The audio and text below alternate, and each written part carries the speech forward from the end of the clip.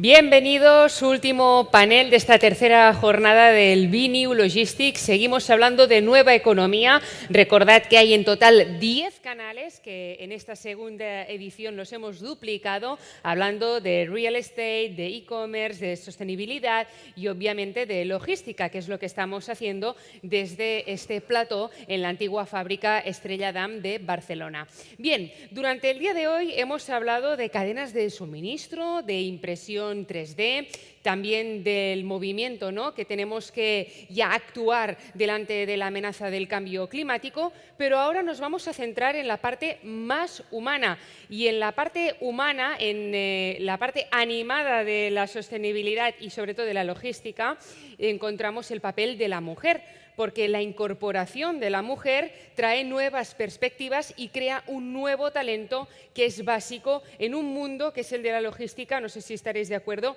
pero al final, sobre todo, el hombre es el que todavía pues, tiene la presencia más aumentada. Datos un poco que nos sitúan. Por ejemplo, de Chief Supply Chain Officers hay un 17% que lo ocupa la mujer, pero en el 2019 solo era de un 11% y 5 años atrás, en el 2014, era de un 9%. Son cifras muy menores, pero vemos que se ha duplicado en poco más de una década. Por lo tanto, todavía podemos cogernos a algunos datos que nos muestran que la presencia de la mujer va en aumento. Y va en aumento porque las mismas empresas son conscientes de su importancia. De hecho, en supply chain hay un 63% de las empresas que ya trabajan en incorporar este talento femenino. Bien, yo no me enrollo más, ya voy a presentar a la moderadora, en este caso a María Elena de Felipe, Active Member de la European Economic Social Committee, y también aprovecho también para saludar a Emma Cobos de Port de Barcelona, uno de nuestros también sponsors de este BNew Logistics. Nada, muchas gracias por hoy acompañarnos. María Elena, te dejo también que conectes de forma virtual con las otras dos ponentes de hoy, porque recordamos, el BNew es un formato B2B en modo presencial, pero también virtual. Gracias a las dos. Pues muchísimas gracias, Nuria. Bueno, tenemos aquí, está con nosotros Emma Cobos. Emma Cobos, bueno, realmente es una de las VIPs que tenemos en el mundo de la logística y que tenemos el placer de estar con nosotros. Ella realmente, es decir, ha estado, bueno, y ha sido nominada recientemente, a principios de este año, como directora de innovación y de la estrategia de negocios del Puerto de Barcelona. Anteriormente, ella había desarrollado todas estas tareas en desarrollo empresarial del 2010 al 2020, también con la Autoridad Portuaria de Barcelona. Y actualmente ella pues está y ha trabajado durante muchos años con el tema de Asia y con la base en Hong Kong. Nosotros realmente, es decir, ya sabemos que tenemos dos ponentes más que ahora daremos paso y en los cuales estamos encantados porque realmente este panel que ustedes ven aquí tan fácilmente no es fácil de conseguir. Tener no solamente mujeres que estén al frente de negocios muy potentes como tenemos a Virginia, mujeres que dirigen a las autoridades portuarias como tenemos a Emma y expertas como tenemos a Levon Legogon. Thank you very much. I would like to introduce now, if you want, to Virginia Starico. Virginia Starico is an innovative entrepreneur who is always looking for new challenges. She is the president of the logistic and transportation company La Nave Multimodal and Cargo Postal. She's also president of La Nave Foundation, from where she generates social projects committed to sustainable development and women's empowerment. Her activities have earned her recognition from organizations such UN Women and World Bank. Thank you, Virginia, for being with us. And I would like to introduce, and it's a pleasure to have with us, a BWOMAN Letzualo. She is a supply chain coach, through leader and currently chief executive of SyncPoint, an organization focusing on sustainable supply chain advisory, logistical and capacity development solutions. Lebo has about 21 years of experience. I think that you don't look to have so many years of experience, but thank you, Lego, on supply chain, having held various executive portfolios with the energy, chemicals, transports, and mining industries. Her roles include Vice President of Supply Chain and CISO General Manager Supply Chain. Thank you very much for being with us, all of you three. And if you allow me, I would like to ask you some questions. As our introducer told from us that things are not changing so much. We are in the same position that when we had this meeting with the Zona Franca, I remember that I was in one panel. We were talking about the same numbers, the same key points, and the position that it's difficult to find women in logistic environment. For this, I would like your opinion. I would like to know, and I think the audience as well, would like to know what we are not finding or seeing more representation of women leaders in logistics. What do you think this could be the idea? What is the point? I would like maybe, Emma, you can tell us something, yes. Well, probably, excuse me, probably to make it short, I would say this is a very steep road and we're starting from a very low point. What I mean is that according to some statistics or data on maritime sector, and I'm talking here only maritime, only 2% of the maritime staff is women. And then from that 2%, we have over 90% of them, they work for the cruise subsector because it's a more recent sector. So what I think is that we are in a traditional sector and we all know that and we need to accept it. We know there's a huge progress to be done. A lot of jobs in this sector like maintenance, port police, construction, delivery, transportation are seen, and it is true, are seen as and viewed as male jobs. So this is a traditional job and probably not different from other traditional sector and not different from other traditional sectors. So I would say a lot of things to get done, steep road and low starting point. Thank you, Emma. Maybe Virginia could give your opinion about this position, our lack of women in logistical sector. Elena, ahí quería decirles que no está funcionando el traductor. Estamos intentando comunicarnos con la producción para poder entender un poco lo que me consultaste. No sé si me lo puedes decir en español.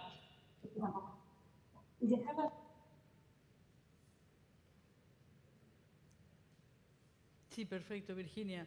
No estábamos... ¿Me escuchaste, Elena? Sí, sí, te escuché perfecto. Digo, no, lo que estábamos comentando, Virginia, era de que no estábamos viendo, o bueno, es decir, habían pasado 5 años, estábamos en un panel como podemos estar hoy en día justamente de la zona franca y estamos viendo que los números no están incrementándose en tener más mujeres en el sector de la logística. Nos gustaría saber cuál es tu opinión o por qué crees que esto está ocurriendo, por qué no vamos avanzando. Por supuesto, yo creo que es un gran debe que tenemos en el sector atraer a más mujeres. Las mujeres somos muy buenas trabajando, pero especialmente en el sector de la logística. Si bien en el comienzo se asoció el trabajo de la logística a lo que es el trabajo de fuerza, hoy en día la incorporación de la tecnología, incorporación de la robótica y el avance general del sector hace que se abra un espectro aún mayor a que las mujeres puedan ingresar. Estoy trabada, Martín. No sé si me logran escuchar bien porque me veo congelada. Sí, sí, te escuchamos muy bien, gracias. Perfecto. Creo que la diversidad de género en la mano de obra no solo fomenta la colaboración y la productividad y la responsabilidad social que tenemos que tener las empresas a la hora de incorporar mujeres.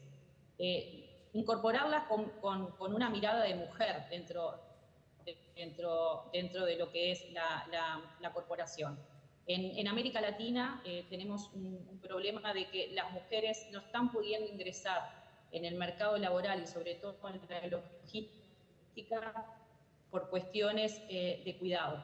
Y realmente estamos desde las instituciones y desde los gobiernos intentando implementar políticas de cuotas en una primera instancia para que las empresas realmente tomen en serio el llamado a mujeres en cargo de liderazgo y sobre todo en un sector que realmente crece como es la logística en esta región, y luego tratarlo de pasar a lo cultural, que es realmente un gran problema que tenemos como sociedad, la mujer para... Perdona, Virginia, tenemos en algún momentito que se nos va la voz. Igual puedes refresh la conexión. Sí, la estamos probando nuevamente. No sé si sí, ahora perfecto. Yo me veo que me corto en la conversación. ¿Se escucha bien? Bueno, sí. Un poco para redondear, lo que creo que realmente tenemos que trabajar desde las instituciones es justamente el dar oportunidad y trabajar en conjunto en el caso de lo que es Uruguay. Venimos trabajando juntos, tenemos que tener ese cambio para que se genere la tranquilidad de las empresas a la hora de tomar mujeres y que puedan dar oportunidad. Muchísimas gracias, Virginia. Ahora hemos perdido un momento la conexión, pero creo que la recuperaremos rápidamente. Bien. I would like to introduce or to give the floor to BWOMAN. A pleasure to have with us. And as you know, we have been commenting that we don't have enough women in leadership positions in the logistical sector.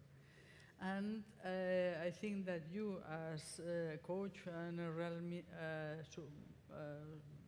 advisory member of many organizations, maybe you can give some ideas that what do you think that we can do and why we are in this position. The floor is yours. Wow. Thank you for that.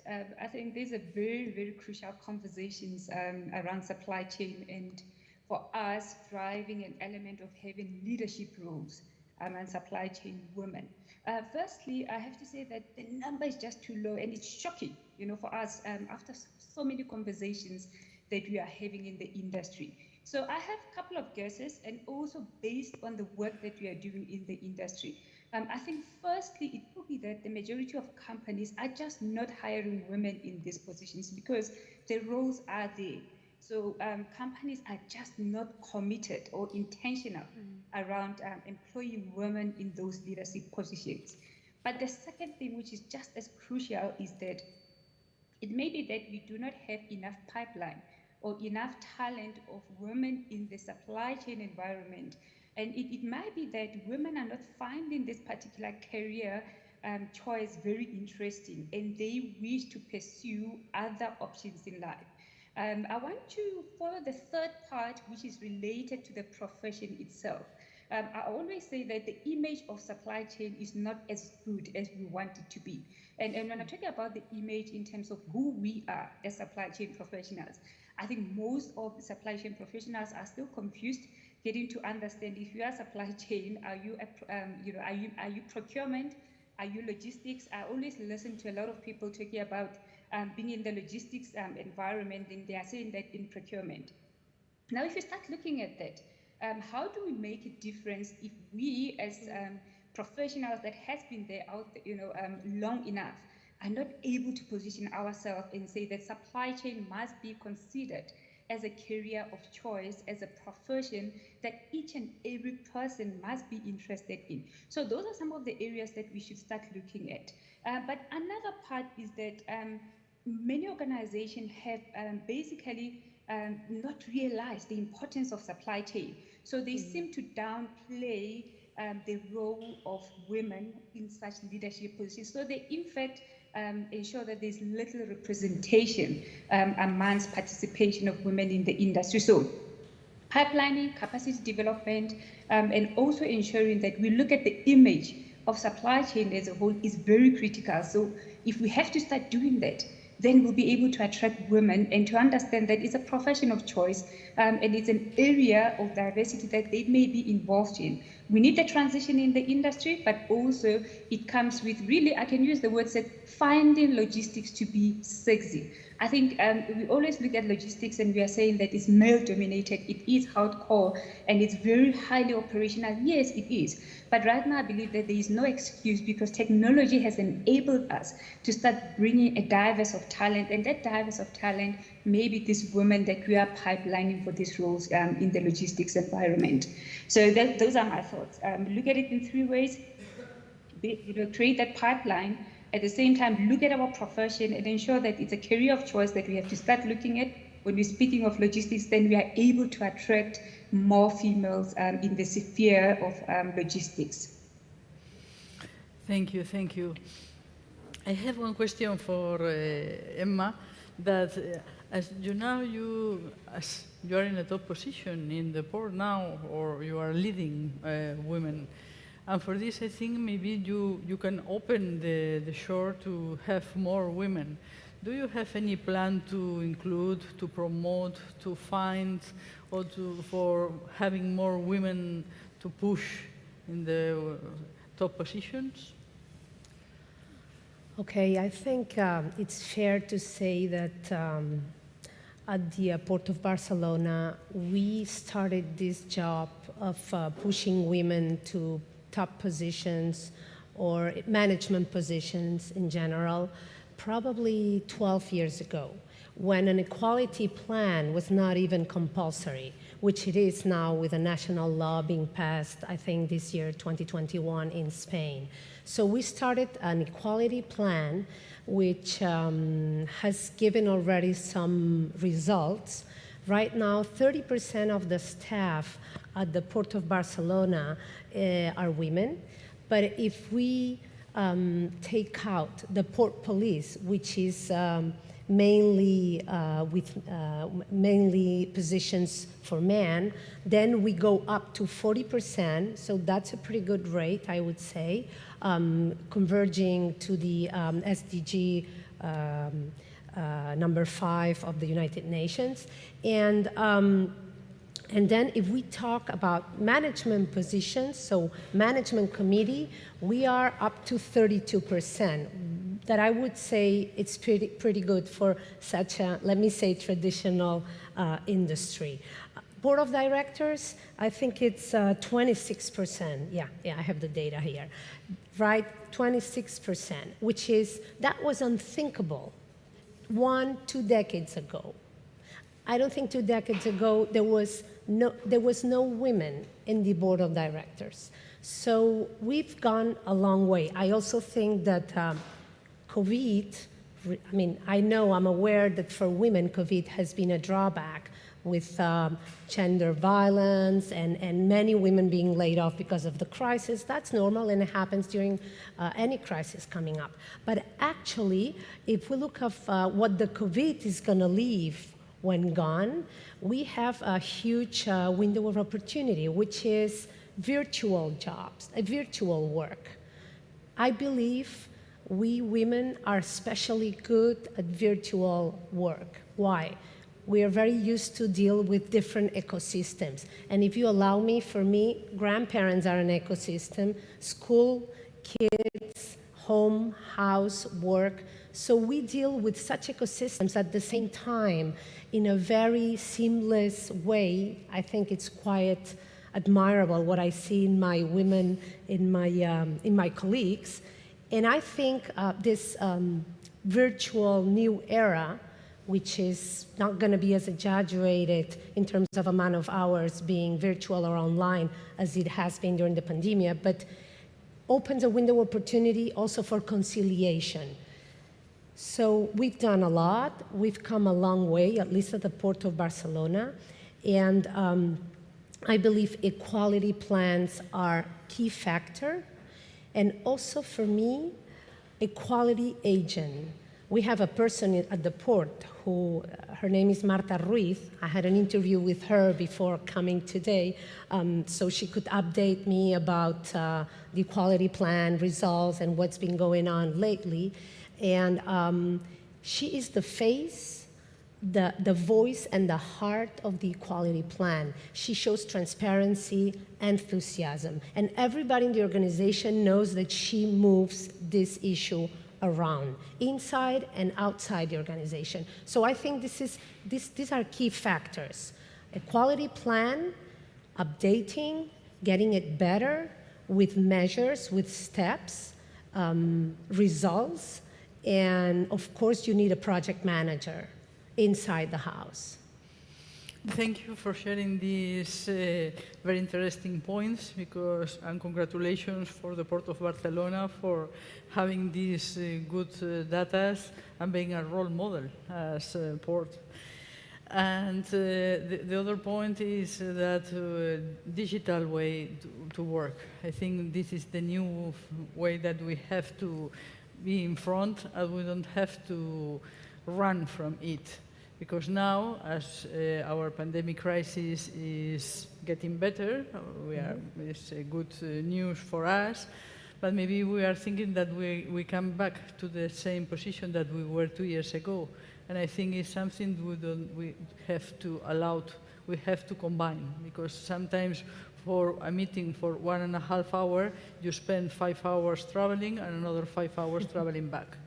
And for this, I think it's something that we have to take in account.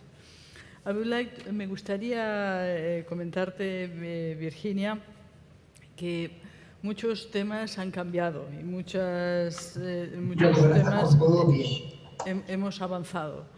Y a mí sí que me gustaría decir que, ¿por qué crees que la profesión de la mujer en logísticas es, como decía León, poco atractiva? Es decir, no nos da pie a que más mujeres estén, como decíamos antes, en las ingenierías. Vale, vamos avanzando, pero ¿por qué no tenemos más mujeres en las cadenas de logística? Sí, yo no creo que sea un caso de que la logística no es atractiva. Todo lo contrario, creo que la dinámica de la logística y los desafíos que la logística presenta a diario es atractivo tanto para hombres como para mujeres. Yo creo que la logística no le ha puesto, como decía anteriormente, cara de mujer para que realmente sea más accesible poder acceder no solamente a los cargos de liderazgo, sino a toda la cadena de suministro, poder tener mujeres dentro del ámbito de decisión y dentro de también mandos medios.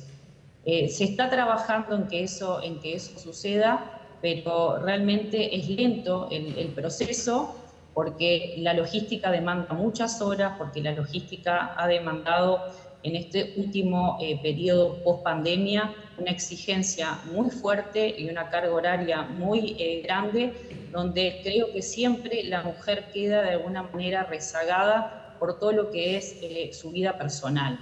Y creo que cuando las instituciones y las organizaciones miremos y contemplemos que la mujer realmente tenga este tema resuelto, la mujer se va a animar a dar ese paso de poder ingresar, de entrar en este mundo que realmente sin duda creo que es la oportunidad más grande que hay de puestos de trabajo, ¿no? Y donde la mujer tiene una capacidad enorme de poderse desarrollar y que su mirada le va a dar realmente resultados positivos a este rubro.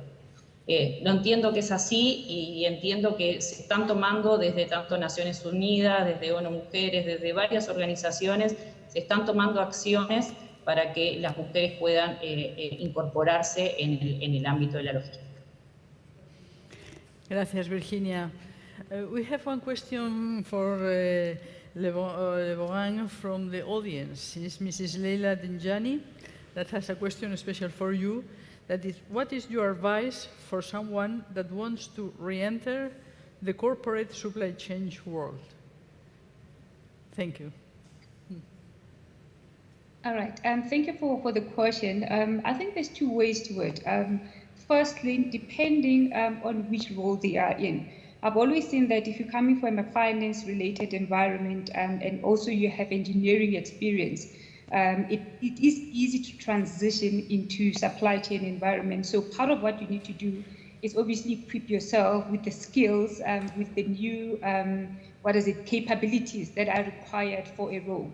So part of re-entering obviously comes with new skill. So I always advise a lot of professionals that if you have to re-enter into supply chain, always remember that supply chain is very dynamic. So what we knew a couple of years ago, it changes on a daily basis. So it's very important that you understand the basic supply chain 101, dynamics 101, training, development, and so forth in terms of supply chain. But paired to that, we always drive, the element of saying people must go to universities and so forth. I think it's very important also to understand the importance of STEM in supply chain, in logistics as a whole. The last part of it as well, it comes with growth. I always believe that for each and every person to grow and to develop, you need a mentor, you need a coach, you need someone that can handhold you in terms of that process. So part of re-entering and really positioning yourselves comes with someone that is coaching you to develop those technical skills that are necessary to be able to develop within the industry, and also be part of dialogues, coaching circles, mentorship circles as well, that are looking at really bringing up the upskilling, that are really focused on really having the conversations and networks of like-minded people in the supply chain environment. So for me, if you follow some of those areas, that will really help you re-enter the supply chain and take it as a profession of choice that you can look at. Thank you. I hope that I've answered the question. Thank you very much. Sarah, sure that agrees with all that we are talking about. Virginia, Emma, I would like to share with you one point, because we are talking about gender equality, but do you have some plans, or do you have any management for diversity inclusion as well in the port? Diversity inclusion. The quality plan, first of all, does a diagnosis on quantitative and qualitative aspects, and then we implement what we see that it's not according to our goals. We included now in the fourth strategic plan the social sustainability, together with the environmental sustainability and economic sustainability. So social sustainability in terms of inclusion, diversity, it's in our fourth strategic plan, and also in our corporate social responsibility. Maybe instead of telling you about the plan and all what we do, we have a committee, we have the Equality Agent. Let me maybe talk to you about three things, three examples. One would be something that I think it's quite bold, which is an example of positive discrimination. And that affects not only women, but diversity as a whole plan. This is a very surgical and specific positive discrimination, because it has to be applied very carefully. I understand that. We understand that.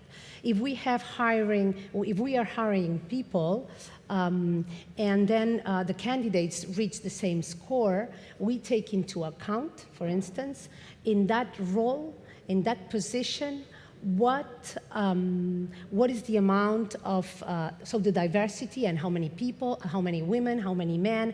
So if the candidates have the same scores, the candidates have the same score, we will choose, taking into account that criteria, to favorize, to promote diversity, to promote women, if the case is that in such a role there are not, let's say, enough women. That's one example. Another good example that I really like, it's this, and that connects with Lebo was telling about STEM, right? Science, technology, engineering, and mathematics. We all know that all these careers or studies are coming as a huge wave into logistics and into all kind of industries, all kind of services. We could feel, or we had data that young girls were not choosing or are not choosing such careers, such university degrees, STEM. And we also noticed, according to some data we have, that once they take such careers, university careers, they go through the whole university career, they end up not developing the skills they went into university. So what we did is a very, it's a small program, but it was in our power to do it, is we put in contact women leading in our organization with such career background, so STEM, with young girls, so they could feel what they could achieve if they wanted, if they studied such careers, and they could have a very clear picture of the potential and of what that job would be maybe in the future. So these are two examples of things that we try to implement every day. And I'll leave more room for the others. No, thank you very much, because all of this is what I think the audience like, to have, to listen good practices that, in this case, that you are doing in the port. Virginia, veo por toda tu experiencia de que realmente vosotros, independientemente de que hayáis sido nominados por la BWOMAN y reconocidos por el World Bank, es decir, ¿qué tipo de actividades o proyectos sociales generáis en la fundación? ¿Qué señalarías que es lo más relevante a nivel vuestro, sobre vuestra fundación? Bueno, yo desde que inicié en la logística, que inicié desde muy joven, y ya vengo de una familia que desde que tenía 12 años está en el mundo de la logística, siempre vi la necesidad, y producto de mi historia familiar, la necesidad de buscar el empoderamiento económico de la mujer para que tuviera libertades de opciones. Y cuando la vida me da la oportunidad de poder armar mi propia empresa de logística, desde los inicios siempre apliqué justamente esta forma de liderar, ¿no? Dando oportunidad a mujeres, intentando justamente trabajar la parte académica y sobre todo la parte de empoderamiento emocional y económico, porque lamentablemente dentro del rubro de la logística, nuestras colaboradoras, muchas sufren violencia de género, sus hijos también lo sufren, y sobre todo también el tema de la alimentación era un tema que postergaba que esas mujeres tuvieran una oportunidad de ingreso en el mercado laboral. Ahí nace la Fundación La Nave, que primero iba a abarcar la ayuda de mujeres que trabajaran dentro de nuestra empresa, y luego terminó justamente conociendo una comunidad muy pobre, muy necesitada, y agrandándose a un centro que lo que hace es justamente dar atención y cuidado a esos hijos de estas madres que tienen ganas de progresar. Y realmente nos sentimos muy orgullosos porque no solamente logramos que nuestras colaboradoras pudieran escalonar dentro de nuestra corporación, sino que también logramos que mujeres que realmente no veían un futuro en sus vidas y veían realmente el piso, hoy pueden tener una ilusión de poder vivir mejor y darle una vida mejor a sus hijos. Así que formación, realmente oportunidad, es lo que hace mi fundación para cambiar ese punto de partida, ¿no? Que realmente no se repitan las historias y que a partir de ese progreso sus hijos empiecen a visualizar que hay otra forma de vivir y que realmente están incluidos dentro de esta sociedad, que es el gran debe que tenemos no solamente las instituciones, sino también los privados, de incorporar a esta gente al sistema. Muchísimas gracias, Virginia, porque realmente es de agradecer esas iniciativas como la vuestra y como la tuya en especial, y sobre todo tan bien focalizada, y otra de las buenas prácticas que recogeremos y difuminaremos. I would like to ask Levon, How, because I think, as you know, we represent some organizations, and sometimes the organizations, we don't know how to go through. I would like to know how can organizations operationalize diversity and inclusion? What do you think? What's your opinion about this? I always say that with organizations, like I said earlier, they need to be intentional. And being intentional means that you understand that diversity is not a program.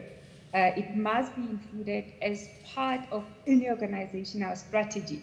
But also more important, whilst we're talking about diversity, you must realize that recognize that diversity without inclusion is just not enough.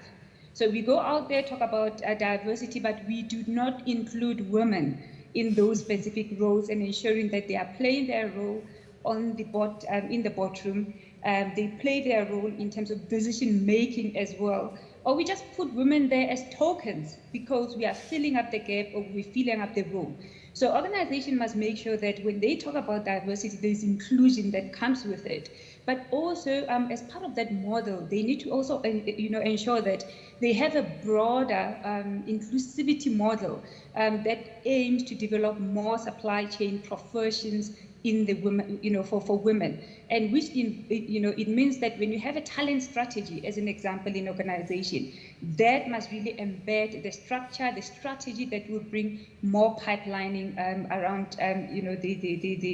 the organization. So part of what organizations must start doing, and I always encourage it in the industry, that when we deal with universities or tertiary institutions, we must contribute to those organizations, and I will tell you why.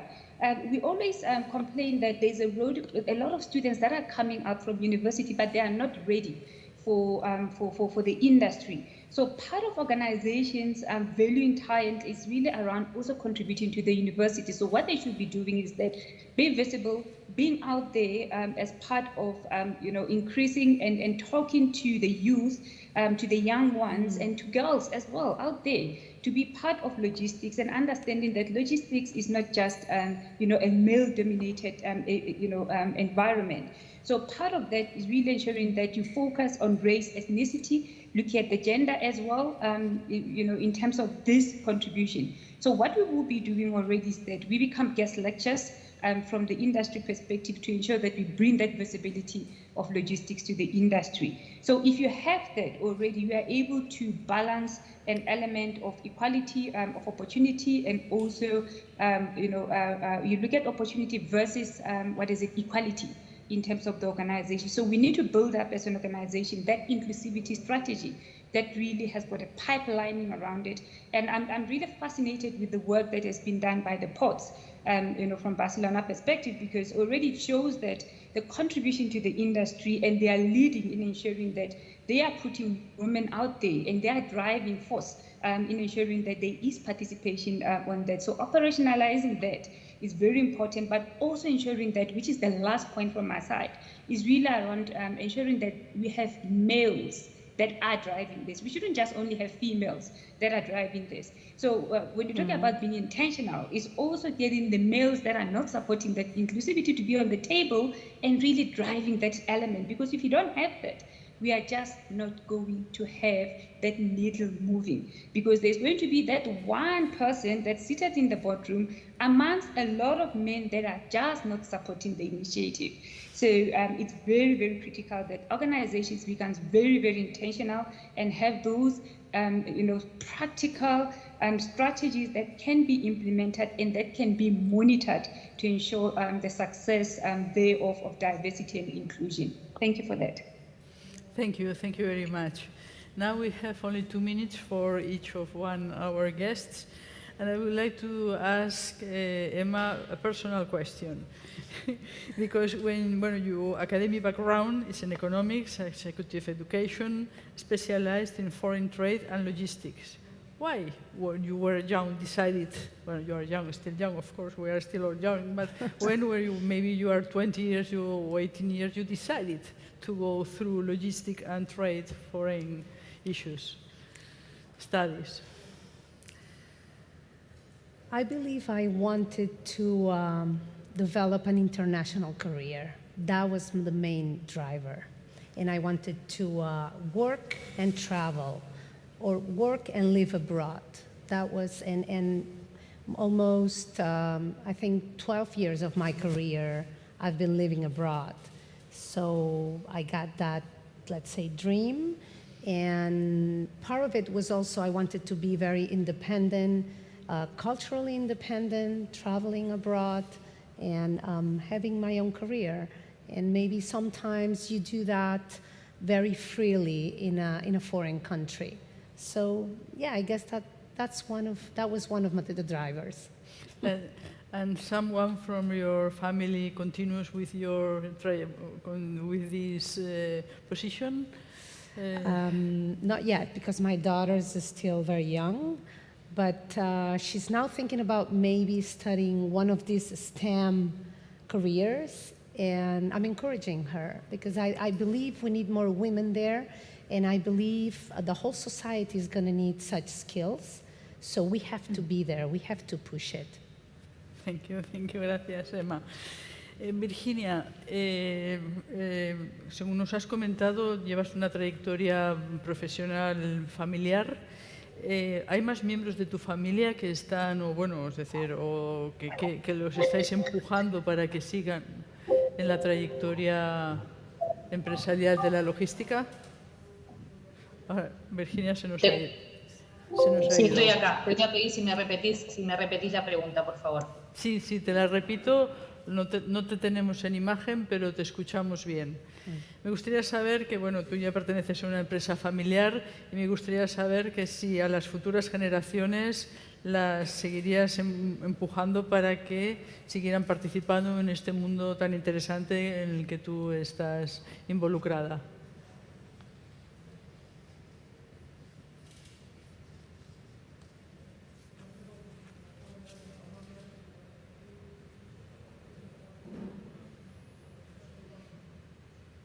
La conexión sigue sin restablecerse. Sí, la imagen.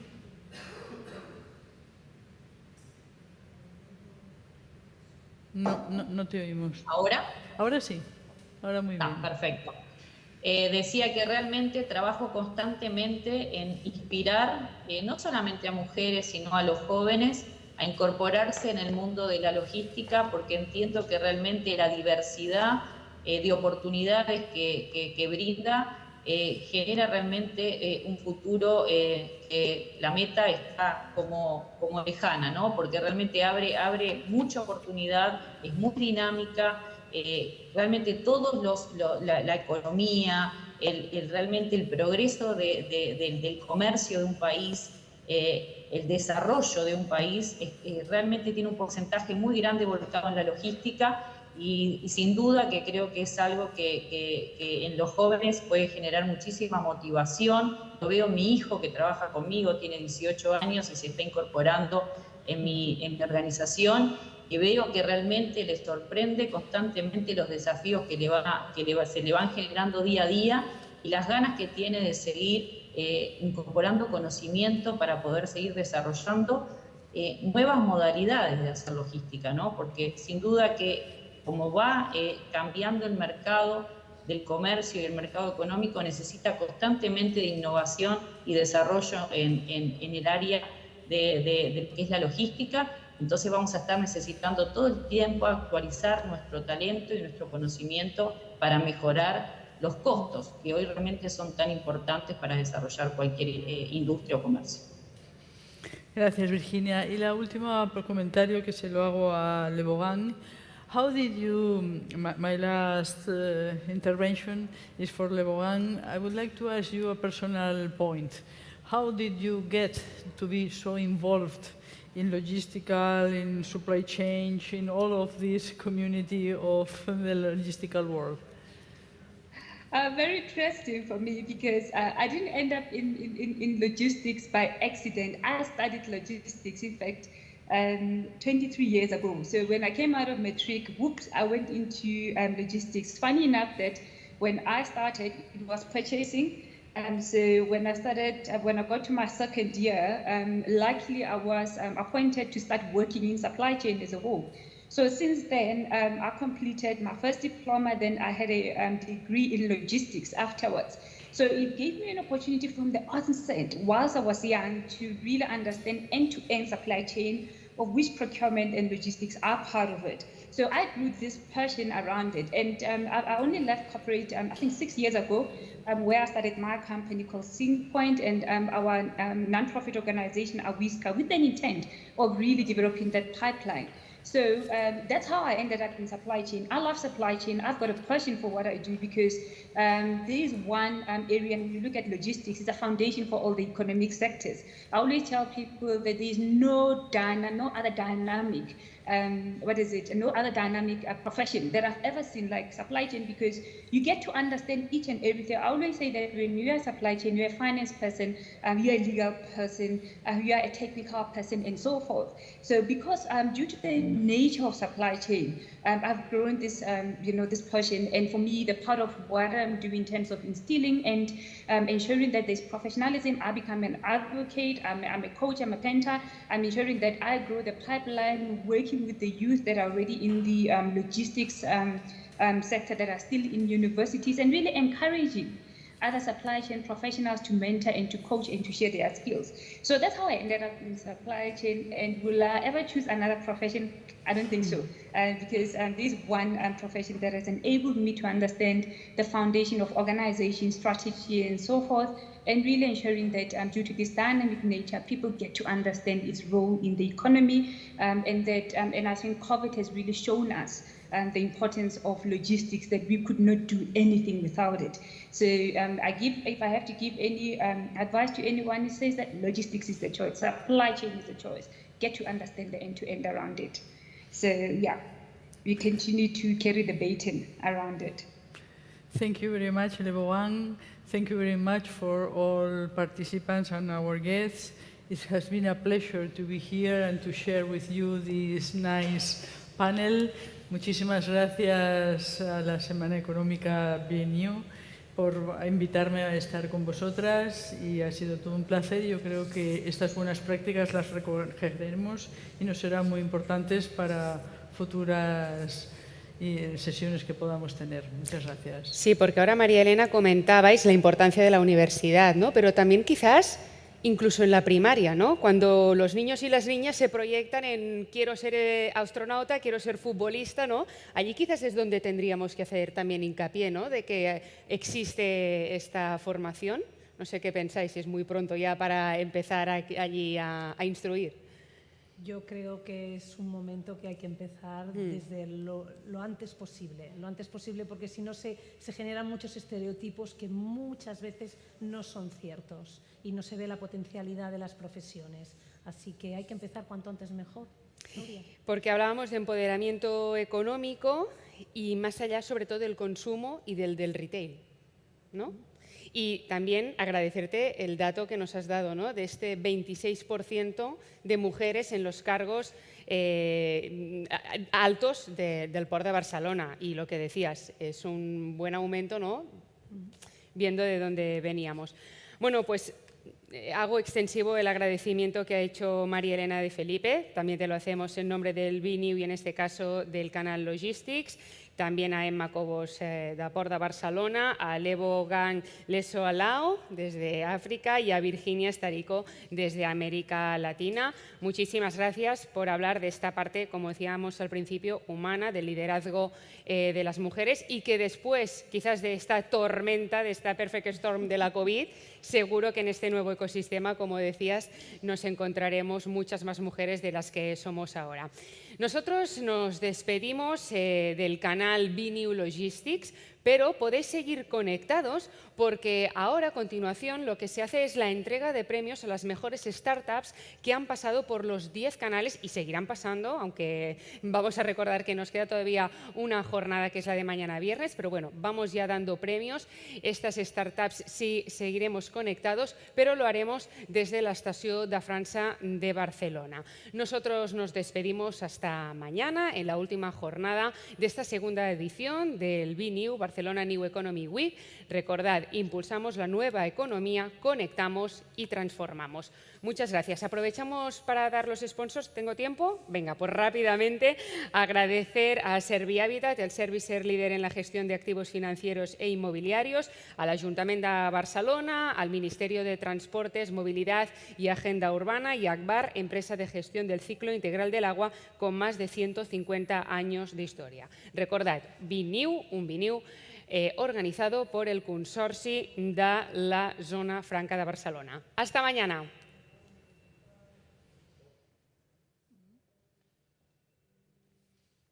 Sensacional, ¿no? Molt bé, moltes gràcies.